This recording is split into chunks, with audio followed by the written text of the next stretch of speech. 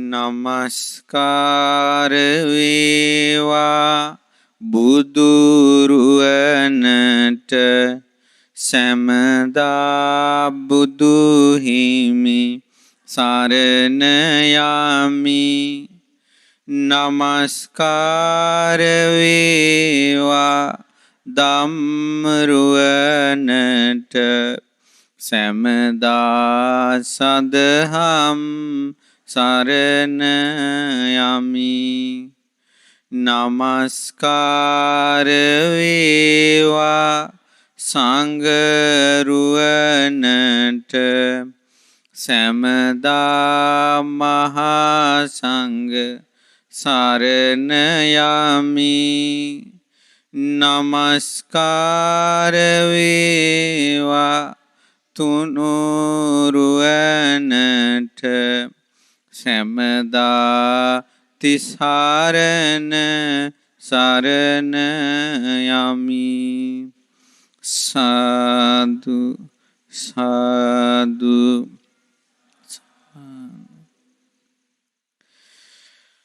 අපගේ පරම පූජනීය ගුරු දේවෝත්තම පින්වත් ලොකු ස්වාමීන් වහන්සේට নমස්කාර වේවා. සාදු සාදු සාදු. පින්වත් සිල්මෑණිවරුනි, ඒ වගේම ශ්‍රද්ධාවන්ත පින්වත්නි, අද දින මේ දායකත්ව ධර්ම දේශනාව සිද්ධ කරන්නේ කුඩුමීරිය පාර අඹීපුස්ස වරකාපොළ ලිපිණේ පදිංචි AWI චන්ද්‍රලතා මෑණියන් විසින්. මේ මෑණියන්ගේ බොහෝ කාලෙක ඉඳලා තිබුණ බලාපොරොත්තුවක් තමයි අද දවසේ මේ විදිහට සඵල වෙන්නේ. එතකොට අද දවසේ බොහෝම වටිනා දහම් කාරණාවක් බුදුරජාණන් වහන්සේ විසින් වදාළ දහම් කාරණාවක් මේ ඇත්තන්ට කියලා දෙනවා. ඒ වගේම මේ ධර්මය අහන පිරිස පමණක් නොවේ, මේ ශ්‍රද්ධා රූප වාහිනියෙන් මේ දේශනාව විකාශනය වෙන නිසා බොහෝ දිනෙකට මේ ධර්මය අහන්න අවස්ථාව ලැබෙනවා. එතකොට අන් අයට ධර්මය අහන්න අවස්ථාව සලසලා දෙන එක බොහෝ යහපතක්. තමාටත් අන් අයටත් බොහෝ දෙනාට යහපතක් මේ ධර්ම දාණය. අද අපි මේ පින්වතුන්ට දහම් කාරණාවක් කියලා දෙන්නේ අංගුත්තර නිකායේ පංචක නිපාතයේ තිබෙන චුන්දී සූත්‍රය ඇසුරින්.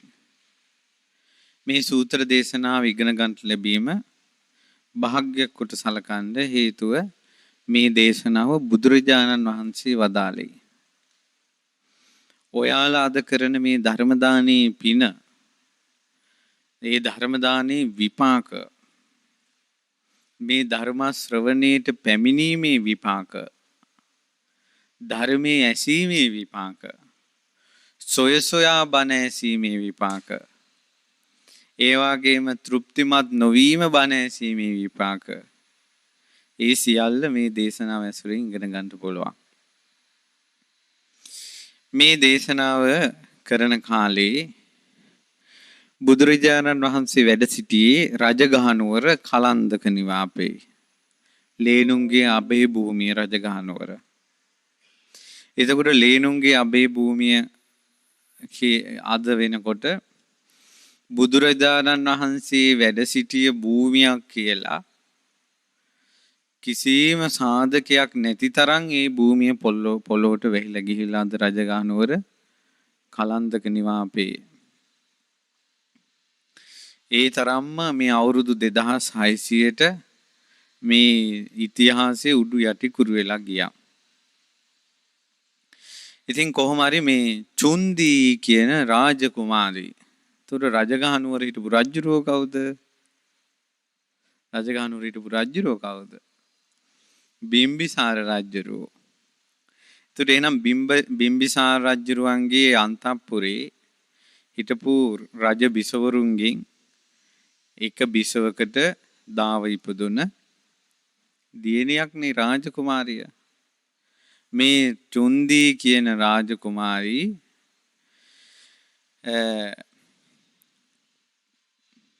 කරත්ත 500ක් පිරිවරාගෙන තමයි මේ වේලුවන් රජගහ නුවර කලන්දක නිවාපේට මේ ලේනුන්ගේ අබේ භූමියට ආවේ.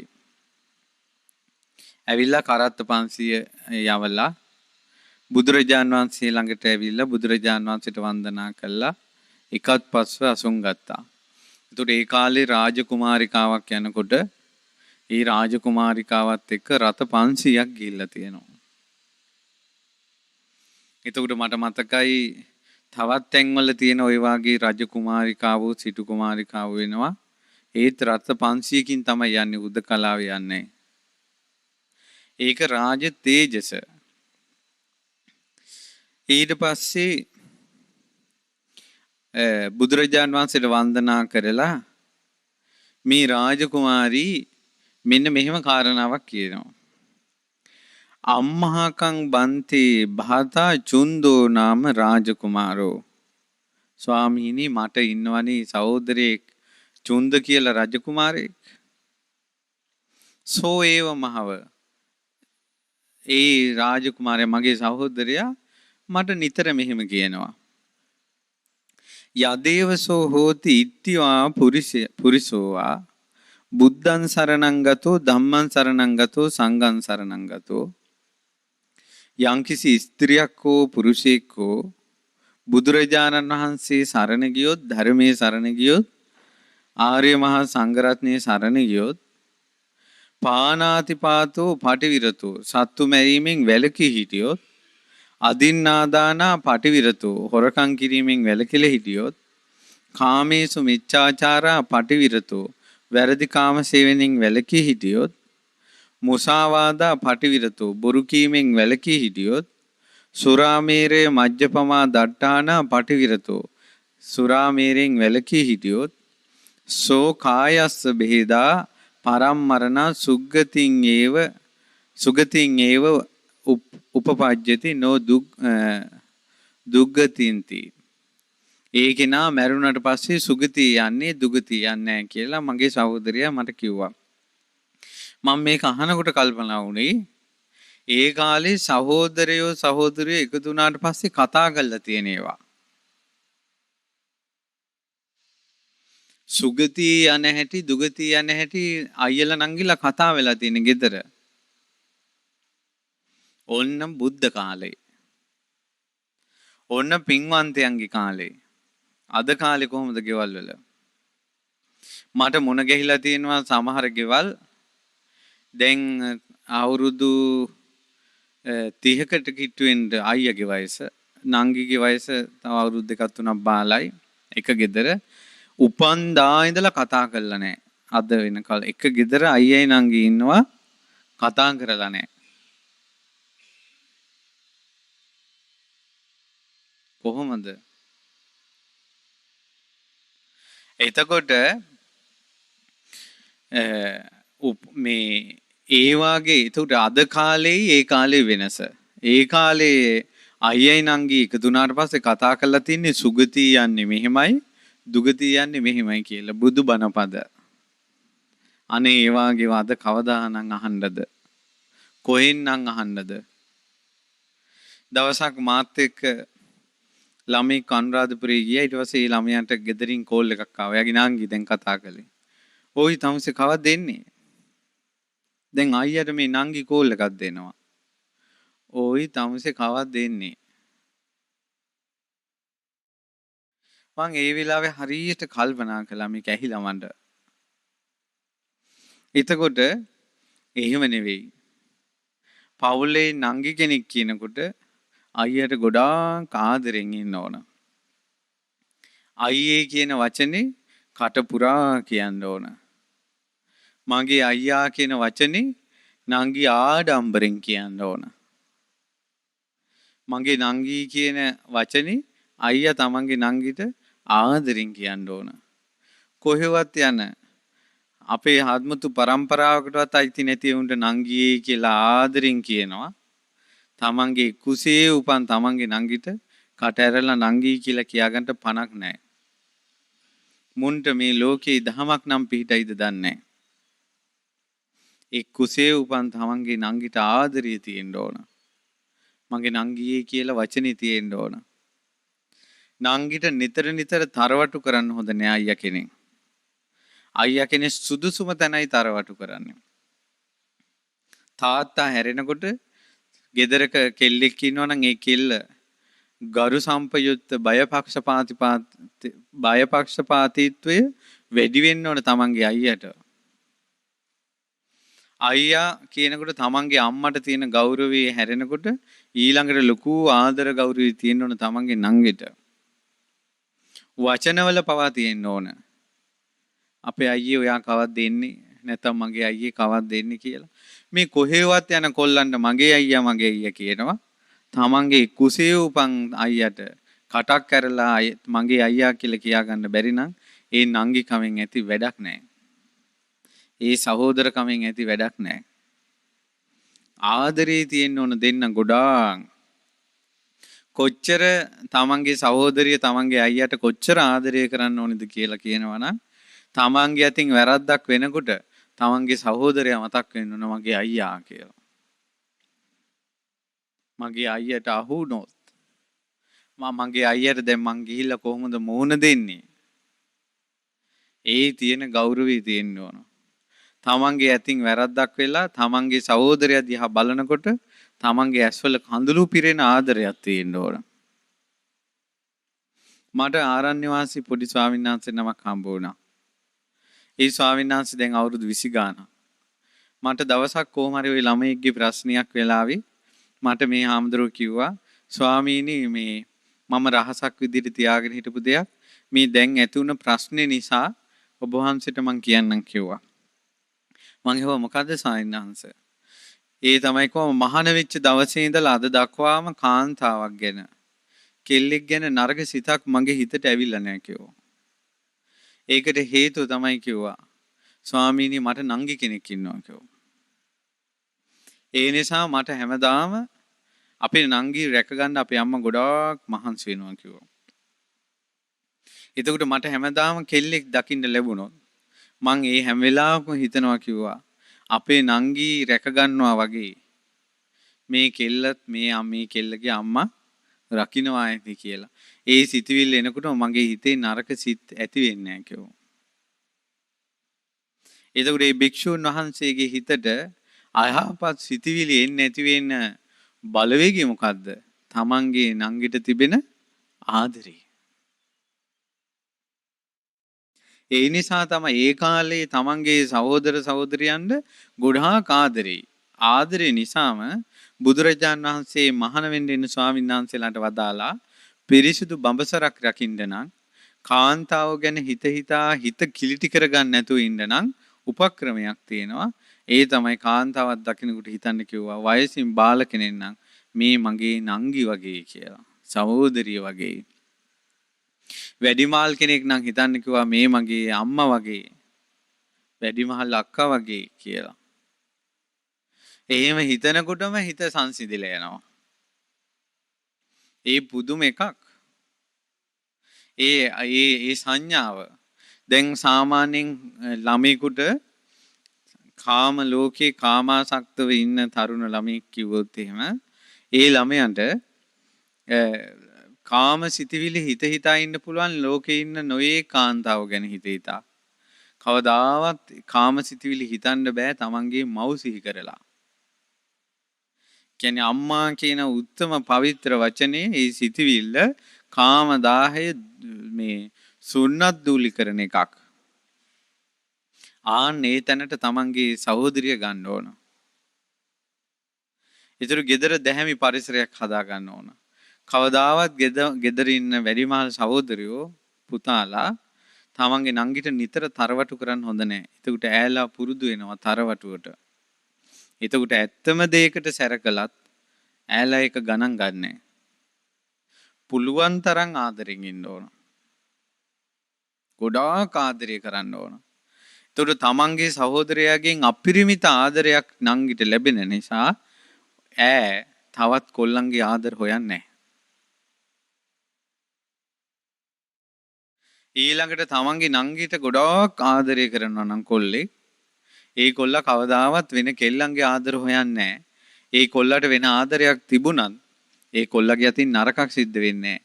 හැම වෙලාවෙම තමන්ගේ නංගි මතක් වෙනවා. තමන්ගේ නංගි මතක් වෙනවා. ඒ නිසා මේ තරුණ ළමයිට පොඩි අයන්ට මේ දෙන අවවාදේ තමන්ගේ පවුලේ උන් ටික ආදරෙන් හිටපල්ලා. අම්මලා පුරුදු කරන්න ඕන නං අයියයි නංගි දෙන්න රණ්ඩුවක් වුණොත් එහෙම කවදාවත් නංගිගේ පැත්ත ගන්න එපා. ඒ වෙලාවේ නංගිට කියන්න ඕන දෙන්නට දෙවිදිහකට අවවාද කරන්න ඕන. නංගිට කියන්න ඕන ඒ තමයි ඔයාගේ අයියා. ඔයාට මේ අවවාද කරන්න, ඔයාට සැර කරන්න අයියට අයිතියක් තියෙනවා. ඔයාගේ බාරකාරයා ඔයාගේ අයියා. ඔයාව රකින්නේ ඔයාගේ අයියා. ඒ වචන ටික කෙල්ලගේ හිතට දාලා තියෙන්න ඕන. කොල්ලට අවවාද කරන්න ඕන නංගිට ගහන්න එපා. මේ කෙල්ලන්ගේ මේ ශරීරවල නහල නිල තියෙනවා. කොහෙට වැදුනත් මේුන් කලන්තය ඇදලා වැටෙනවා මැරෙනවා. ඒ නිසා අයියෙන් නංගිලට ගහන්න එපා. අනිතක මේ කෙල්ල විතරයි අපිට ඉන්නේ. මේ කෙල්ල පරිස්සම් කරගන්න ඕන. අපි නැති දවසක උඹ තමයි අම්මා තාත්තා විදිහට මේ කෙල්ලට ඉන්නේ. මේ කෙල්ලට පාරේ බැහැලා බයක් නැතුව මගේ අයියා ඉන්නවා කියන අදහසින් බයක් සැකක් නැතුව පාරේ තනියෙන් බැහැලා යන විදිහට උඹ ඉන්න ඕන. උඹ නිතර නිතර නංගිට සැරකලොත් ගැහුවොත් එහෙම මේ කෙල්ල අනාගතේ මොනවා හරි වැරද්දක් කළොත් එහෙම උඹට අවවාද කරන්න බැරි වෙනවා. කෙල්ල ගණන් ගන්නෑ. ඒ වෙනකල් හිටපල්ලා. කියලා දැන් මේ මම කියන වචන ටික අම්මා කෙනෙක්ගේ තාත්තා කෙනෙක්ගේ කටින් පිට වෙන්න ඕන. සහෝදර දෙදෙනා කවදාවත් වචන වලින් අම්මා වෙන් කරන්න හොඳ නැහැ. හැම වෙලාවෙම මේ නුඹේ අයියා මේ නුඹේ නංගි ඔයාට ගොඩාක් ආදරේ. ඒ නිසයි මෙහෙම කරන්නේ කියන ආදරේ කියන වචනේ සහෝදරයෝ අතර පතුරවන්න ඕන. වගකීම නැත්තම් දරුවා හදන්න එපා. සහෝදරයෝ අතර සමගිය ඇති කරන්න බැරි නම් ඒ ආදරේ gedara තිබ්බනම් සල්ලාලකම් අඩු වෙනවා. තවත් තැනක කොල්ලෙක් තවත් තැනක කෙල්ලෙක් බේරෙනවා gedara ආදරේ ඇති කළා නම්. මේ බලන්නකෝ රාජ කුමාරවරු රාජ කුමාරිකාවෝ ගෙවල් වල සහෝදරයෝ කතා වෙන්නේ සුගතියේ යන හැටි දුගතියේ යන හැටි කතා වෙන්නේ. gedara පිම්පව් ගැන කතා වුණා නම් gedara පිම්පව් ගැන කතා වුණා නම් කවදාවත් කෙල්ලෙක් නොමගට යන්නේ නැහැ. gedara පිම්පව් ගැන කතා වුණා නම් කවදාවත් කොල්ලෙක් නොමගට යන්නේ නැහැ. හැම වෙලාවෙම ඇහෙන නිසා. ඇයි දැන් ගොඩාක් මේ ලෝකේ කාම දූෂණ වංචා අපරාධ වැඩි ඇයි? කන් වලට ඇහෙන්නේ, ඇස් වලට පේන්නේ කාම අපරාධ. කාමයේ යෙදීම්, කාමයට කරන ප්‍රශංසා. ඒ නිසා ඔවුන්ගේ මෙතෙක් කාලයක් යටපත් කරගෙන ඉන්න කාම ආසාවල් බැමි වලින් වට කරගෙන හිටපු කාම ආසාවල් ඒ ඔක්කොම පුපුරා යනවා පරිසරයෙන් ඒවා ඇහෙන නිසා. ගෙදර අම්මලා තාත්තලා කිමුත් මොනවා හරි ප්‍රශ්නයක් ඇහුනොත් අද කාලේ ඔහොමයි කියලා කියන්නේ. එහෙම නෙවෙයි ගෙදර දරුවන්ට ඇහෙන්න සලස්වන්න ඕන. මොනවා හරි අපරාධයක් වෙනකොට කෙල්ලෙකුට කොල්ලෙකුට කම්මුල යතේ තියාගෙන දරුවන්ට ඇහෙන්න කියන්න ඕන. හම්මෝ මුන්නම් හතර මහා පාය යන්නේ. ඒ වචන පිට වෙන්න ඕන ගෙදර. ඔය කෙල්ල දැන් ඒ දරුවන්ට ඇහෙන්න කියන්න ඕන. අනේ මම මේ කෙල්ල ගෙදර බොහොම ආදරෙන් මං හදන්නේ. ඔය අම්මත් ඒ කෙල්ල එහෙමනේ ආදරෙන් හදන්න ඇත්තේ.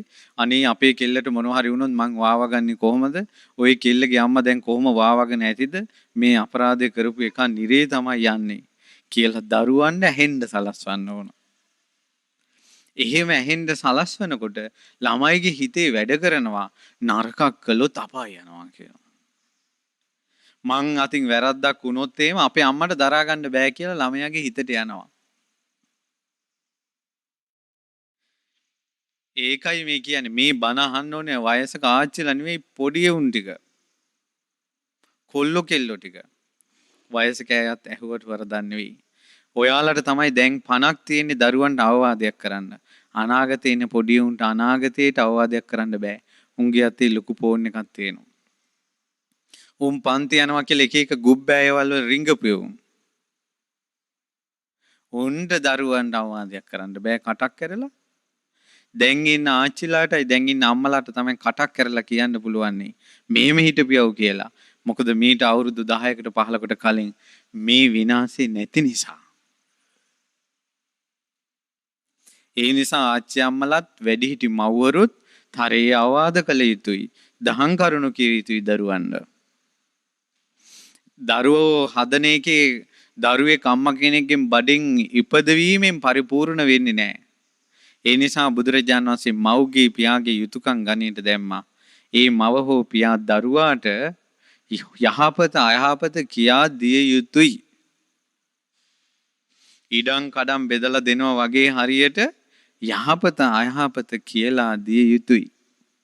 අපේ මව්වරු නම් අපිට මගේ අම්මා ගැන නම් බොහෝ සන්තෝසයි. ඈ කවදාවත් අපි කටින් කුණුහරුපයක් කියන්න දුන්නේ නැහැ.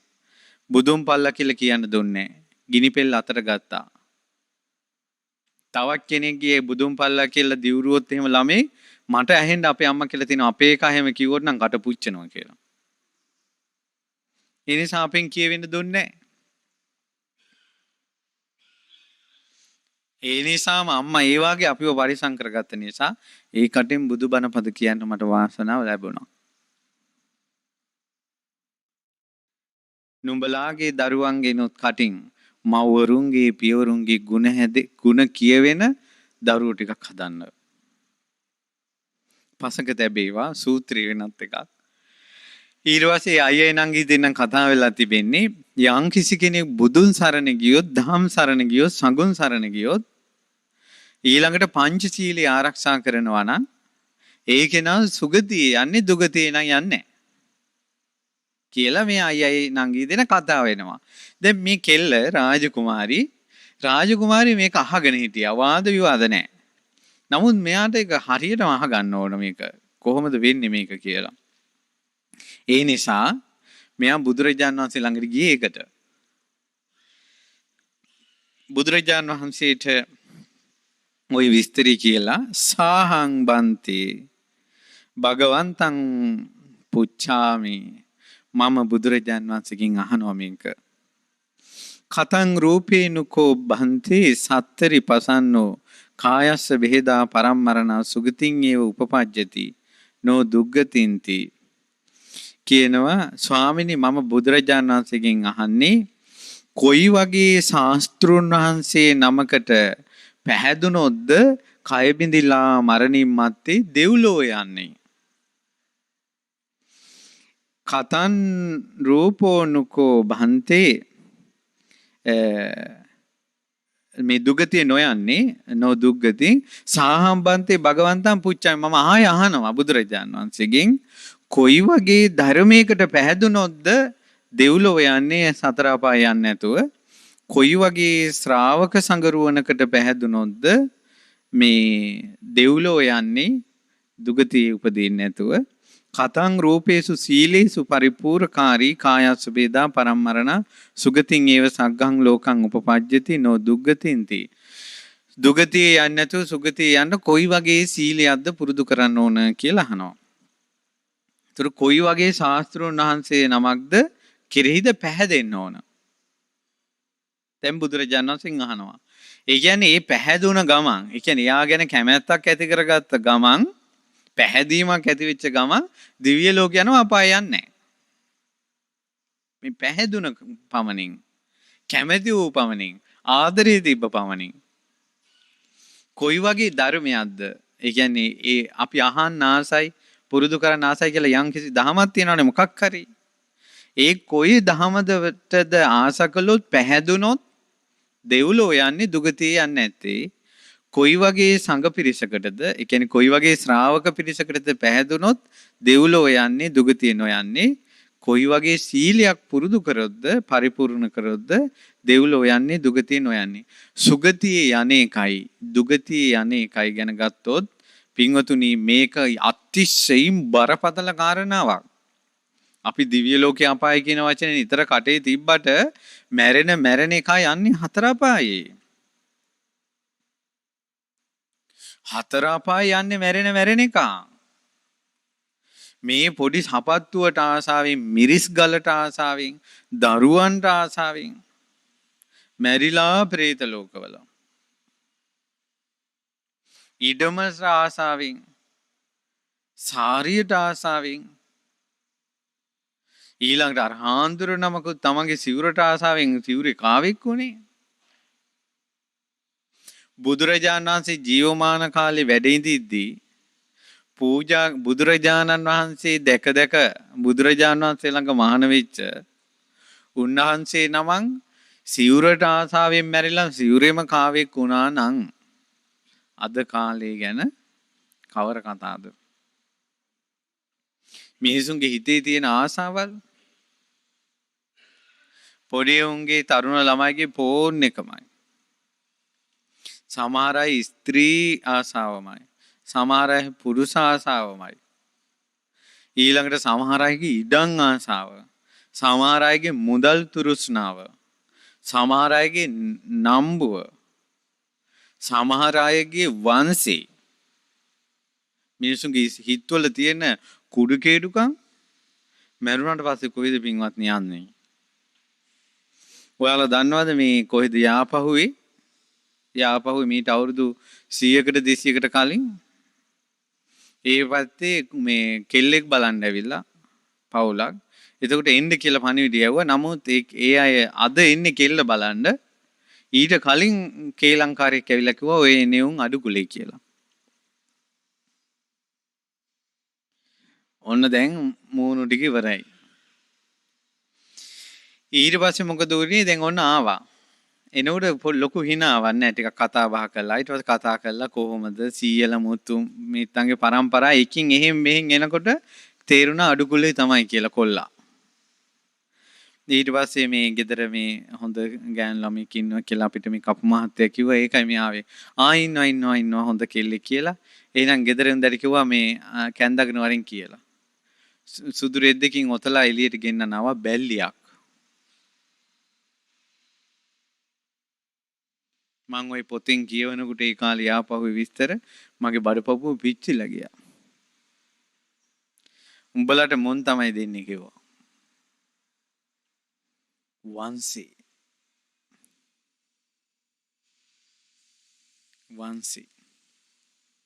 ඔය වංශේ කබල් ගගා හිඳලා ඊට පස්සේ තව ආසාවල් තුරුස්නාවක් මත ඉඳලා ඊළඟට මේ අතේ සතේ නෑ ගමන පයින් කතාව දෝලාවෙන් මරුණාට පස්සේ ඔයාලා හිතන්නේ දෙව්ලෝ යයි. ඔයාලා පොඩ්ඩක් අහන්න බලන්න. අපි පහුගිය දවස්වල නිතර දේශනාවල් කළා. විවාහ වෙච්ච කාන්තාවක් මරණින් මත්තේ නිර්මාණ රති යන විදිහ. ඒ දේශනාව ඇහුවට පස්සේ ඒ දේශනාවේ තියෙනවා විවාහ වෙච්ච කාන්තාවන් නිර්මාණ රති යන්න නම් තියෙන්න ඕන පුබ්බුට්ටායිනේ. ස්වාමියාට කලින් ඇහැරෙන්න ඕන. පච්චා නිපාතිනී පස්සේ නිදා ගන්න ඕන. ඒතර බිරිඳ කියන්නේ නිින්ද අඩු කෙනෙක්ද වැඩි කෙනෙක්ද? ගොඩාක් නිින්ද අඩුයි. ඊළඟට තියෙනවා ප්‍රියවාදිනී. ප්‍රියවාදිනී කියන්නේ ප්‍රිය වචන කතා කරන්න ඕන. කවුරු ප්‍රිය වචනද කතා කරන්නේ? ස්වාමියා. ඊළඟට මනාපචාරිනී.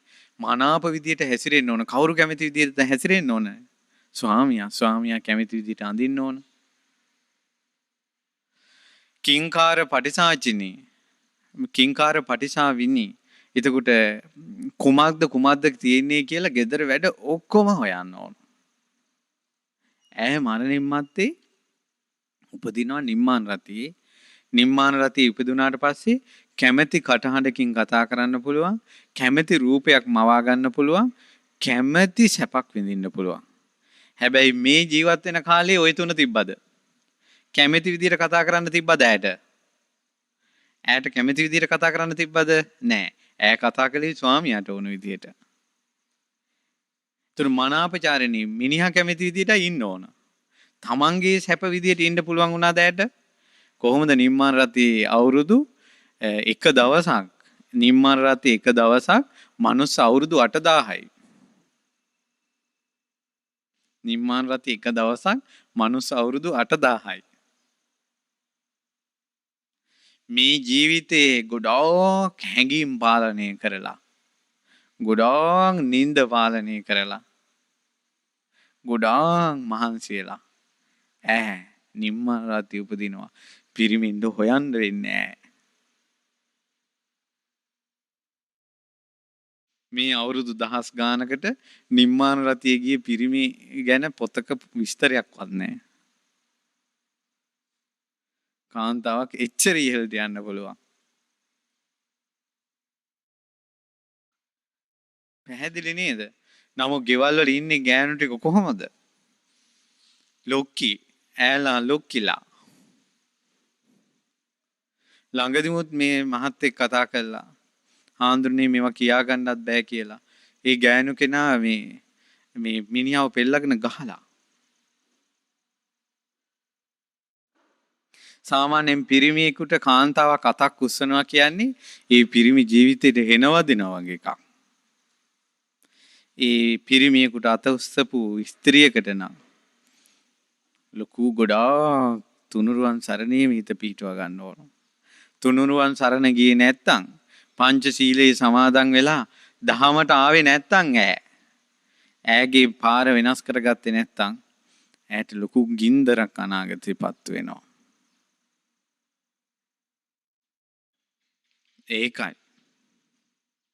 ඒකයි දෙව්ලොව යනවා කියන එක ලේසි නෑ. මැරෙන අය අපායවල වල පෙරේත ලෝකවල වල යන්නේ. නමුත් යම් කිසි කෙනෙක් බුදුරජාණන් මේ ශාස්ත්‍රුන් වහන්සේ නමුත් කෙනෙකුට පැහැදුන පමණින් දෙව්ලොව යනවා නම් මොකද්ද කියලායි දැන් චුන්දි අහන්නේ. රාජකුමාරී කියනවා යාවතා චුන්දි සත්තා අපදාවා දීපදාවා චතුප්පදාවා බහුපදාවා. චුන්දි සත්වයෝ ඉන්නවනේ පා නැති දෙපා සිව්පා බහුපා. තුන් ලෝකෙම ඉන්නවනේ සත්තු. එක්කෝ පාදයක් නැහැ, පාද නැහැ. එක්කෝ දෙපාද දෙකක් තියෙනවා, එක්කෝ පා හතරක් තියෙනවා, එක්කෝ බොහෝ පා තියෙනවා. ඔහොමනේ ලෝකේ සත්වයෝ ඉන්නේ. පාදානුව වෙන් කළා. ඒ සියලු සත්වයන් අතර රූපිනෝවා අරූපිනෝවා රූප තියෙන සත්වයෝ ඉන්නවා, රූප නැති සත්වයෝ ඉන්නවා. එතකොට රූප නැති කියන්නේ අසඤ්ඤ ලෝකවල රූපේ ප්‍රකට නැහැ. ඊට පස්සේ සංඤිනෝවා අසඤ්ඤිනෝවා හැඟීම් දැනීම් දැනෙන සත්වයෝ ඉන්නවා, හැඟීම් දැනීම් නොදැනෙන සත්වයෝ ඉන්නවා. නේව සංඤී නාසඤ්ඤිනෝවා සංඥා ඇත්තෙත් නැති සත්වයෝ ඉන්නවා. තථාගතෝ තේසං අග්ගමක්ඛායති අරහං සම්මා සම්බුද්ධෝ. ඒ සියලු දෙනා අතරම ශ්‍රේෂ්ඨතම අග්‍රතම කෙනා කවුද? තථාගත අරහත් සම්මා සම්බුදුරජාණන් වහන්සේ. ඉතින් යේකෝ චුන්දි බුද්ධේ පසන්නා යම් කිසි කෙනෙක් බුදුරජාණන් වහන්සේට පැහැදිලා නම් අග්ගේ තේ පසන්න අග්‍ර දෙයකට පැහැදුනා. අග්ගේ කෝපන පසන්නා නම් අග්ගෝ විපාකෝ හෝති. අග්‍ර දෙයකට පැහැදුනාට පස්සේ අග්‍ර විපාක ලැබෙනවා. අග්‍රම විපාක. මිනිසෙක් අතර ඉපදුනොත් එයා බුදු කෙනෙකුට පැහැදිච්ච කෙනෙක් මිනිස්සු අතර ඉපදුනොත් මනුස්ස ලෝකේ තියෙන වටිනාම දේවල් ටික ඔහුට ලැබෙන්නේ. දිව්‍ය ලෝකයක ඉපදුනොත් ඒ වගේ කෙනෙක් දිව්‍ය ලෝකේ තියෙන වටිනාම දේවල් ටික එයාට ලැබෙන්නේ. ඒ වගේ කෙනෙක් මහාන වුණොත් මහාන ජීවිතයේ තියෙන වටිනාම ටික තමයි ඔහුට ලැබෙන්නේ. බුදුරජාණන් වහන්සේට පැහැදිලා. ඔයාලා බුදුරජාණන් වහන්සේට පැහැදිලා නැද්ද? ඔයාලගේ හදවතේ බුදුරජාණන් වහන්සේට වැඩිය ශ්‍රේෂ්ඨ කෙනෙක් ඉන්නවද? හොඳට බලන්න. බුදුරජාණන් වහන්සේ නිකලෙස් කියලා ඔයාලා පිළිගන්නේ නැද්ද? බුදුරජාණන් වහන්සේ රාගය තියෙනවා කියලාද ඔයාලා හිතන්නේ? ද්වේෂය තියෙනවා කියලාද? මෝහය තියෙනවා කියලාද? අනුකම්පාව නැති කෙනෙක්ද? කරුණාව නැති කෙනෙක්ද? මේ සංසාර සත්වයා මුව මණ්ඩලින් පිට වෙන බණපදයකින් නිවන් යෙව්වා. ඇඟිලි 10න් දසදහසක් ලෝක ධාතු එළිය කරන මහා බ්‍රහ්මයා ඉන්නවා. එක ඇඟිල්ලකින් එක ලෝක ධාතුවක් එළිය කරනවා. ඉරුගෙන් සඳුගෙන් ආලෝකමත් වෙන චක්‍රාවාටයක් එක ඇඟිල්ලෙන් එළිය කරන්න පුළුවන් මහ බ්‍රහ්මයාට. ඒ වගේ ඉරු 10ක් සඳු 10ක් තියෙන ලෝක ධාතු 10ක් ඇඟිලි 10න් එළිය කරන්න පුළුවන් මහ බ්‍රහ්මයාට. ඒ බ්‍රහ්මයා ඒ ඇඟිලි ටික එකතු කළා වන්දනා කළේ කාටද? නමෝ තස්ස භගවතු අරහතු සම්මා සම්බුද්දස්ස කියලා. මුගලන් මහරහතන් වහන්සේ මේ පෘථුවිය අනිත් පැත්තට හරවලා තව ඒ වගේම අතක් මවලා මේ පෘථුවියේ ඉන්න සත්වය ඔක්කොම මේ පෘථුවිය වගේ මවන අතට ගන්නවා. 이르දියක් තියෙනවා උන්වහන්සේට. මේ පෘථුවිය මහ මේරු පර්වතයේ තියාගෙන කුඩයන් අතින් ගත්ත භික්ෂුවක් වගේ සක්මන් කරනවා. මුගලන් මහරහතන් වහන්සේ. උන්වහන්සේට එහෙම කරන්න පුළුවන්. ඒ විදිහේ අත් දෙකෙන් උන්වහන්සේ එකතු කරලා වඳින්නේ කාටද? බුදුරජාණන් වහන්සේට. මේ බුද්ධ ශාසනයේ ඉරු සඳු අතගාන ඉරිදිමත් රහතන් වහන්සේලා ඉන්නවා. ඉරහඳ මේ මල්ලනවා. ඉරහඳ අතගාන අත් දෙකෙන් වන්දනා කරන්නේ කාටද? බුදුරජාණන් වහන්සේට. ඒ වාගේ උත්තමයෝ පවා වන්දනා කළ ශාස්ත්‍රුන් වහන්සේට මේ අත් දෙක එකතු කළා අපි කී ගමනක් නම් වැඳලා තියෙනවද? කී ගමනක් වැඳලා තියෙනවද? අපේ බුදුරජාණන් වහන්සේට අපි කොච්චර බුද්ධ පූජාව තියලා තියෙනවද? ඉතිවිසෝ ගාථාව කොයි තරම් කටින් කියලා තියෙනවද? රාම්මැලි සෑයට ජයශ්‍රී මහ බෝධීන් වහන්සේට දලදා වහන්සේට කොයි තරම් වැඳලා තියෙනවද? මල් පහම් පූජා කළා තියෙනවද? ගණන් කරන්න බැරි තරම් මල් පුදලා තියෙනවා. අපිට දුක් වෙන්න දේවල් නෑ පින්වත්නි. බුදුරජාණන් වහන්සේට මේ හද මණ්ඩලයේ තියෙන පැහැදීම සුගතියේම උපද්දවනවා. දුගතිය නෙවෙයි. හැබැයි ඔය දැන් මං සිහි කරනකොට ඔබට හිතේ සතුටක් ඇති වුණේ මම බුදුරජාණන් වහන්සේ සරණ ගියා මට රැකවරණයක් තියෙනවා කියලා. නිතර නිතර සිහි කළ යුතුයි. ගෙවල් වල ප්‍රශ්න නැන්දම්මලා ගියේලාගේ අර දරුවන්ගේ ඒ ඔක්කොම අමතක වෙලා බුදුරජාණන් වහන්සේම සිහි වෙන විදිහට තියෙන්න ඕන. මගේ බුදුරජාණන් වහන්සේ කියලා. තව විස්තර වශයෙන් තේරුම් ගන්න පොඩි වෙලාවක් නෙව තියෙන්නේ. ඒ නිසා ඊළඟ කාරණාවත් තේරුම් කරන්න ඕන.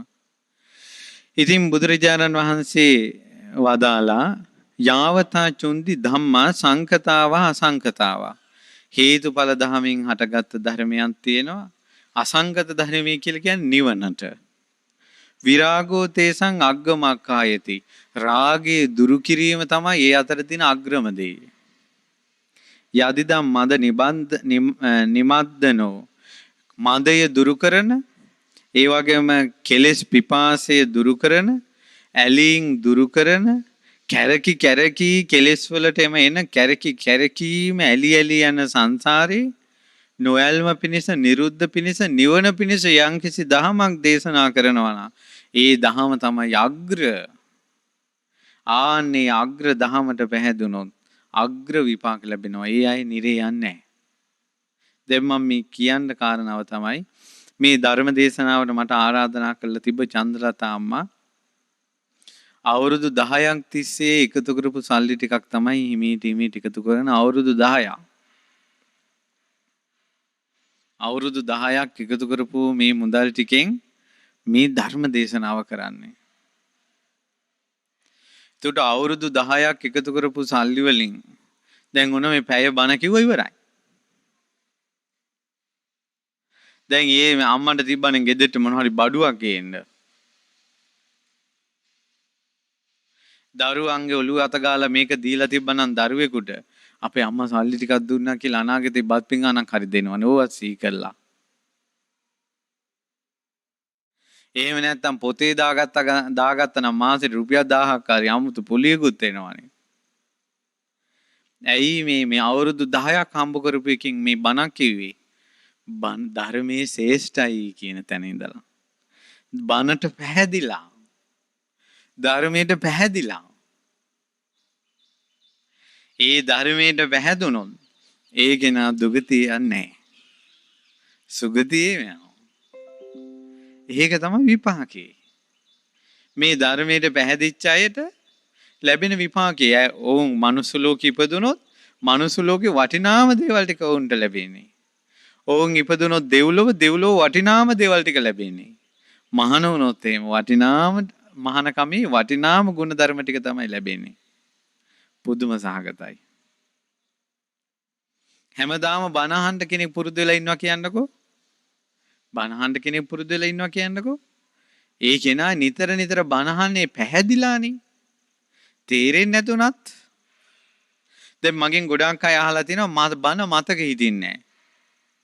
දැන් අම්මා කෙනෙක් අඟුලිමාල සෑයේට රුපියල එකතු කරලා කැටයක් දාලා ඒකට ලියුමකුත් දාලා එවලා මේ මං කරපු පින්බලෙන් මට බණ මතක හිටිවා කියලා. අම්මගේ ප්‍රාර්ථනාව. නමුත් මතක තියාගන්න අපි ඉස්කෝලේ ගිහිල්ලා කතා කරපු වචන, ලියපු පොත්, ඊළඟට කටපාඩම් කරපු කවි, කියවපු පොත් අපිට දැන් මතක නැහැ. ඒ වුණාට ඒ අතීතේ නේද අපි අද වර්තමානයේ හැදුනේ? ඒ අමතක වෙච්ච අතීතෙන් නේද අපේ වර්තමානයේ හැදුනේ? ඒ වගේ කියවන බණ පොතක් ගානේ ඒවා මතක හිටියේ නැතුණාට ඒ තුලින් තමයි ඔබගේ බුද්ධ ශාසනයේ ජීවිතේ හැදෙන්නේ. බණ මතක හිටින්නේ නැහැ කියලා, පොත් මතක හිටින්නේ නැහැ කියලා නොකියවා ඉන්න එපා. නොසා ඉන්න එපා. ඔබ නිතර නිතර ධර්මය අහනවා කියන්නේ, ධර්මය අහන්න හොයාගෙන යනවා කියන්නේ. මාසෙකට 4-5 වතාවක් සමහර අය බණ අහන්න තැන් වල යනවා. ඒ ඔවුන්ගේ ධර්මයේ කෙරෙහි තියෙන ප්‍රසන්න බව, කැමැත්ත, බණ අහන්න තියෙන ආසාව, ඒ ධර්මයට තියෙන කැමැත්ත ඔවුන් දෙව්ලොව උපද්දවනවා, දුගතියට ගෙනියන්නේ නැහැ. බණ මතක හිටින එක දෙවෙනි කාරණාව. ඒක වෙනම එකක්. ධර්මයට ආස කරන්න. ඒ නිසා මේ මෑණියෝ අවුරුදු 10ක් තිස්සේ අහිංසක රස්සාවක් කරලා සොච්චම එකතු කරලා සකල ශේෂතම වගේ මේ මෑණියන්ට තිබුණ මේ මුදලින් අද මේ ධර්ම දේශනාවක් කරවන්නේ. ඈට නම් බොහෝ කාලයක් හිතසුව පිණිස පවතිනවා. කවදාවත් සංසාරේ දුක් විඳීම දුරුවීම පිණිස පවතිනවා. අග්‍රදේ ලැබීම පිණිස පවතිනවා. දුකෙන් නිදහස් වීම පිණිස පවතිනවා. ඒකයි. මගේ අම්මාටත් මම ওই වගේ පින්කමක් කෙරෙව්වා. මගේ අම්මා කුලී වැඩ කළේ වත්තක. එතකොට ඒ රුපියල් 100ට සත 3ක් කැපෙනවා. මොකද්ද මේ ඔකට කියන්නේ සත්තුනේ පඩිය කියලා. අම්මා ඒ විදිහට වැඩ කරලා අපේ අම්මට ලැබුණා රුපියල් 30000ක්. රුපියල් 30000ක් ලැබෙන්න අපේ අම්මා කොච්චර වැඩ කරලා ඇතිද? මට මතකයි ඒ කාලේ අම්මා මුල්ම කාලේ යනකොට අපි පුංචි කාලේ අම්මට පඩිය තිබ්බේ රුපියල් 100යි. දවසට. ඊට පස්සේ තම පොඩ පඩි වැඩි වුණේ. හැබැයි කවදාවත් පඩි නම් මම දන්න විදිහට රුපියල් 300 ඉක්මවලා නැහැ අම්මට. 100ට 7 ගානේ කැපිලා රුපියල් 30000ක් අපේ අම්මට පඩිය හැදිලා තිබුණා. මේ අර්ථ සාධක ඉතුරු වෙලා තිබ්බා. ඒතර 30000ක් 7 ගානේ ඇදෙන්න උන්ද කොච්චර වැඩ කරලා ඇතිද? මං ඒකෙන් අපේ අම්මලව ගොඩාක් බුද්ධ ශාසනය පින් කෙරෙව්වා. අනිත් අය අම්මට කියලා තිබ්බා ඔය සල්ලි ටික ලැබිච්ච වෙලාවේ ගේ හදාගන්න කියලා එහෙම අනිත් අය දීලා තිබ්බා. මම කිව්වා එපා. උඹ දුකෙන් නිදහස් වෙනින් කිව්වා. ඇයි ඒක කළා? දුකසේ හම්බ කරන දේ ලොකු පිනක් කරන්න ඕන. මුළු ජීවිත කාලෙම මිනිස්සු ළඟ කඹරලා වැඩ කරලා එක උපාසකම්ම කෙනෙක් අනුරාධපුර යුගයේ ඒ ගෙදරින් පඩියට දුන්නේ රෙදි කෑල්ලක්. ඒ රෙදි කෑල්ල උන්ද සංඝයාට පූජා කළා. ඒ රෙදි කෑල්ල සිවුරක් කරලා ඇඳලා ඒ සිවුර පොරවලා හාමුදුරුවෝ 500ක් රහත් වෙලා තියෙනවා. ඒ අම්මට කොයි තරම් වාසනාවක්ද. මේ බණපදේ අහලා කවුරු හරි බුදුරජාණන් වහන්සේ ගැන පැහැදුනොත්, ධර්මයේ ගැන පැහැදුනොත්, සංඝයා ගැන පැහැදුනොත්, සීලේ පිරුවොත් මේ මෑණියන්ට කොයි තරම් පින්ද. ඒ නිසා දක්ෂ විය යුතුයි. දුකසේ හම්බ කරන දෙයට කළ යුත්තේ කුමක්ද කියලා තේරුම් ගන්නත්. සතුටු වෙන්න මේ මෑණියෝ දහමට පැහැදුනා කියලා. ඒ නිසායි මමත් මේ ධර්ම දේශනාවට වැඩි කැමැත්තෙන්ම වැඩිම. ඒ ශ්‍රද්ධාවන්තයන් ළඟ දහමට ආසා කරන අය ළඟ අපි හැමදාම ඉන්නවා. මේ ලෝකේ සංඝයා අතර යාවතා චුන්ති සංඝා ගනාවා තථාගත ශාවක සංඝෝ තේසං අග්ගමක්ඛායති චත්තාරි පුරිස යුගානි අට්ඨ පුරිස පුද්ගලා. ඒ තමයි මේ ලෝකේ සියලු සංඝයා අතර පිරිස් අතර බුදුරජාණන් වහන්සේගේ ශ්‍රාවක සංඝයා අග්‍රයි. සෝතාපන්න සකදාගාමි අනාගාමි අරහත් මාර්ගඵල වශයෙන් 8 දෙනෙක් ඉන්නවා. සෝවාන් මාර්ගඵල, සකදාගාමි මාර්ගඵල, අරහත් මේ අනාගාමි මාර්ගඵල, අරහත් මාර්ගඵල විදිහට 8 දෙනෙක් ඉන්නවා. ඒ අෂ්ටපුරිස පුද්ගල සංගරුවනට යම් කිසි කෙනෙක් පැහැදුනොත් ආහුන් දුර සිටගෙන දෙන දාණය පිදීමට සුදුසු, ආගන්තුක දෙන දාණය පිදීමට සුදුසු, පින් සලකා දීමට සුදුසු, ඒ වගේම ඇඟිලි එකතු කොට වන්දනා කිරීමට සුදුසු ලොවට උතුම් පින්කෙත වූ සංඝයාට යම්කිසි කෙනෙක් පැහැදුනොත් ඒ අය දුගතිය යන්නේ නැහැ. අග්‍ර දෙයකට පැහැදිලා තියෙන්නේ. අඟුලිමාල මහරහතන් වහන්සේට කොච්චරනම් මිනිස් ආදරෙන් උපස්ථාන කරනවද?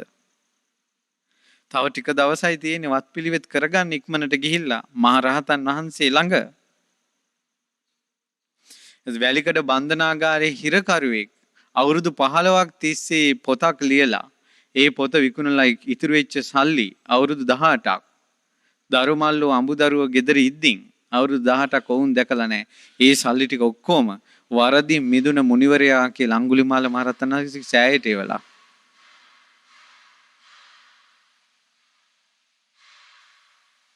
ඔවුන්ට වරදින්නේ ආයේ සසරේ වරදින්නේ.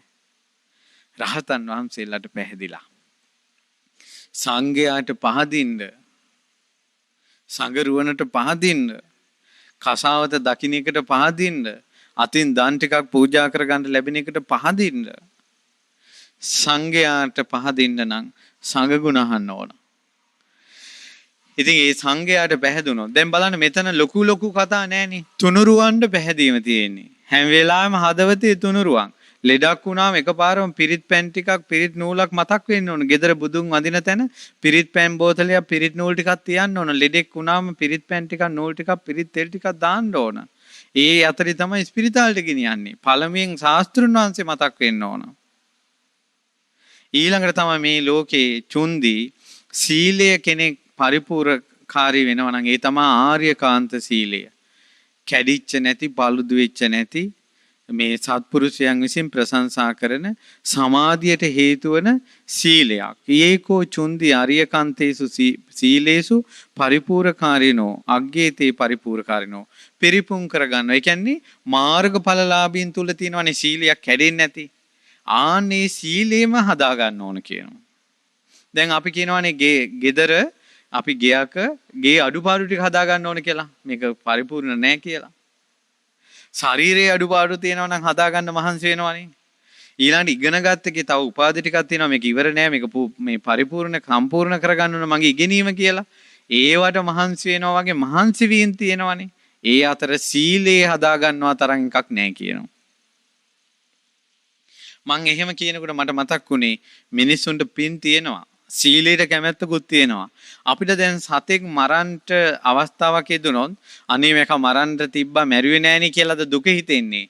හදිසියෙ මැරුවොත්ද දුක හිතෙන්නේ. ඒ අපේ කියන්නේ ඒක හේතුව තමයි අපේ හිතේ සීලයට කැමැත්ත තියෙනවා. අපිට හොරකමක් කරගන්න බැරි වුණොත් හොරකම කරගත්තේ නෑ කියලාද දුක හිතෙන්නේ. හොරකම කළොත්ද දුක හිතෙන්නේ.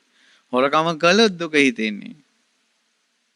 වැරදි කාමසේවේදීනේ දෙන්න අවස්ථාවක් යෙදුනොත් එහෙම අනේ මේක තිබ්බා මෙහෙම කරගන්න තිබ්බා කියලා හිතා ඉන්නකොටද දුක එන්නේ. එහෙම නැත්නම් ඒක වැරදි වැඩි වුණොත්ද දුක හිතෙන්නේ. වැරදි වැඩි වුණොත් දුක හිතෙන්නේ. කියන්නේ සීලයට කැමැත්ත තියෙනවා. ගේ අඩුපාඩු ටික හදා ගන්න ඕන කියලා හිතා ඉඳලා අවුරුදු 10කින් හරි මිනිස්සු හදා ගන්නවා ඒක. එයාලගේ දරුවෝ හරි ඒක හදනවා. ආන්න ඒ වගේ ඊට වැඩි හැඟීමක් ගන්න ඕන අඩුපාඩු සිල් හදා ගන්න. මැරෙන්න කලින්වත් පංචශීලයේ රැකලා මැරෙන්න පින්වත්නි. පංචශීලයේ පරිපූර්ණ කරගන්න. තුනුරුවන් සරණයි සීලියක් තියෙනවා නම් ඒකේ නා අපායේ ගිනිදැල් වලින් දැවෙන්නේ නැහැ. තුනුරුවන් සරණයි පංචශීලයේ තියෙනවා නම් තිරිසන් ලෝකේ යන්නේ නැහැ. පෙරේතයෝ අතරට යන්නේ නැහැ. සුගතියේමයි යන්නේ. මිනිස්සු අතර ඉපදුනොත් කල්යාණ මිත්‍රයෝ ඉන්න කාලෙක ඉපදෙන්නේ. දෙවියන් අතර සැරිසරනවා සියලු දෙවියෝ අභිබවලා. එහෙනම් බුදුරජාණන් වහන්සේට පහදින්න, ධර්මයට පහදින්න, ආර්ය මහා සංඝරත්නයට පහදින්න, අඩුපාඩු සිල් ටික ටික හදාගන්න. ගේක අඩුපාඩු අමාරුවෙන් හදාගන්නවා වගේ ඉගෙන ගත්තේ නැති කරපු නැති උපාධිය අමාරුවෙන් දෙතුන් පාර කරලා හරි පාස් වෙන්නේ. විභාගේ දෙතුන් පාර කරලා පාස් වෙන්නේ. ඒ වාගේ වැටි සිල් රකින්නකොට වැටෙන්න නැගිට සිල් රකින්න. මැරෙන්න කලින් පන්සිල් පද පහ රැකලා මැරෙන්න. තුනුරුවන් සරණයි සීලයයි තියෙනවනම් බය වෙන්න එපා. ඉතින් බුදුරජාණන් වහන්සේ වදාලා මේ විදිහට තුනුරුවන් සරණයි සීලයේ තුලිනුයි එයා දුගතිය උපදින්නේ සුගතියේමයි උපදින්නේ කියලා චුන්දී රාජකුමාරීට වදාලා. ඉතින් ඒ නිසා අපි කාටත් තුනුරුවන් සරණ හිතේ පිහිටවාගෙන සීලේ අඩුපාඩු සීල් ගුණ දම් පුරාගෙන ගෞතම බුද්ධ ශාසනයේ පිහිට ලබා ගන්න වාසනාව ලැබේවා.